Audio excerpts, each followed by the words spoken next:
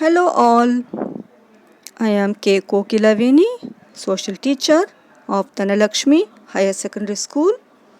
I hope all are fine, hale and healthy. Today we are going to learn a lesson from 9th Standard Civics, Unit 1, Forms of Government and Democracy. Learning objectives: to know the forms of government, to understand the meaning of democracy. Introduction: we are going to learn from this lesson how various forms of government have developed globally.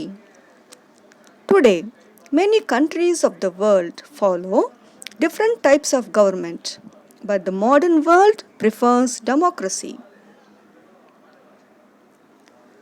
The governance of nations differs significantly based on who has power. There are different forms of government. They are aristocracy, monarchy, autocracy, oligarchy, theocracy, democracy, and republic. Now, let us learn all the forms of government one by one. First, aristocracy. Aristocracy is a form of government in which the power is held by the nobles. In this form of government, very little power is in the hands of common people. The countries which follow this form of government is United Kingdom, Spain. Next, monarchy. It is a form of government with king or queen as the head. As the name suggests, mono means single. So, here all the powers is in the hands of single person. In this form of government also, little power is in the hands of common people. The countries which follow this form of government is Bhutan and Oman. Next, autocracy. Autocracy is a form of government of a country where a person has complete power and the common people had to obey all the rules and regulations laid by that person. The countries which follow this form of government is North Korea and Saudi Arabia. Next, oligarchy. Oligarchy is a form of government where a small group of people have control over a country or an organization. In this form of government also, little powers are given to the common people. The countries following this type of government is former Soviet Union, that is Russia and China. Next, theocracy. Theocracy is a form of government where priest, that is a religious person, rule in the name of God, or he himself declares as God. Again, in this form of government also, little powers are with the common people. The country which follow this form of government is Vatican. And do you know, Vatican is the smallest city in the whole world. Next, democracy is a system of government of a country where government is elected by the people.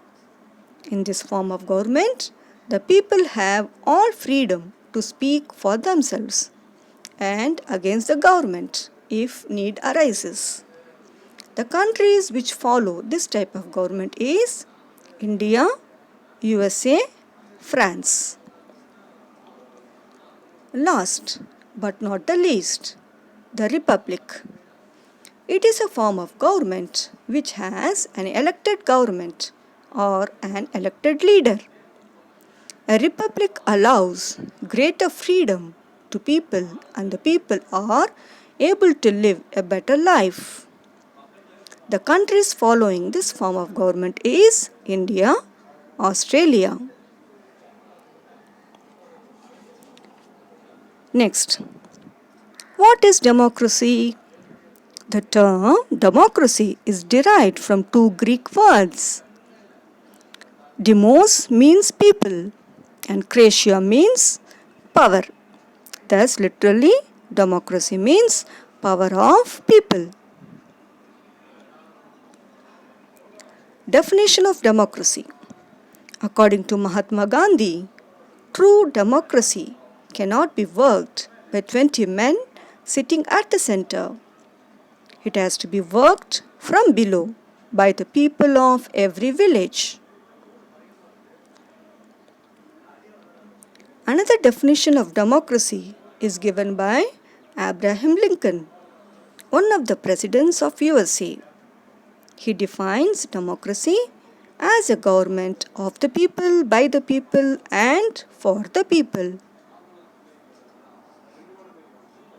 Next, evolution of democracy. Democracy began 2500 years ago in some of the city-states of ancient Greece. It is important to know that democratic institutions existed in India as early as Vedic period. Chanakya, who is also known as Kautilya, in his book called Arthashastra, tells us that in ancient India, an autonomous village community was a basic unit of local government. During the later Chola period of ancient Tamil Nadu, Kodavola system, a very notable and unique feature of the village administration of the Cholas. Now, let us watch and learn more about Kodavola system of the Cholas by this small video. The Chola dynasty was the longest antique ruling dynasties in the history of southern India. In this module, we will learn about the administration, socio-economic conditions of the Chola Empire. The Chola established a highly efficient system of administration. The Chola Empire was divided into mandalams. Mandalams was divided into kotams. Kotams into districts, Nadu or Valanadu, and further into villages or urs. The Uttaramerur inscription of Parantaka I gives a detailed account of the village administration. Each village had a village assembly called Ur or Sabha, which looked after the administration of the village. The members of the village assembly were elected by the Kodavola system. The names of the eligible persons were written on a palm leaves and put into a pot. A boy or a girl would pick up 30 names. The chosen names were elected. There were committees to look after the specified units such as law and order, agriculture and irrigation, which were called as Varyams.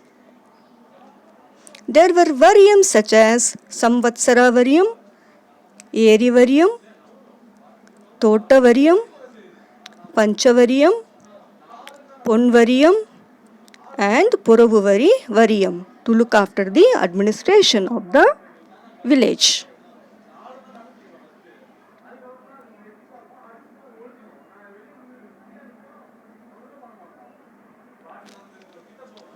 I hope you understood the lesson.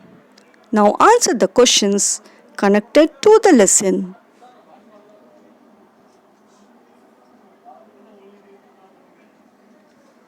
That's all for today. It is your social teacher signing off until we meet again with another video. Till then, it is goodbye. Take care.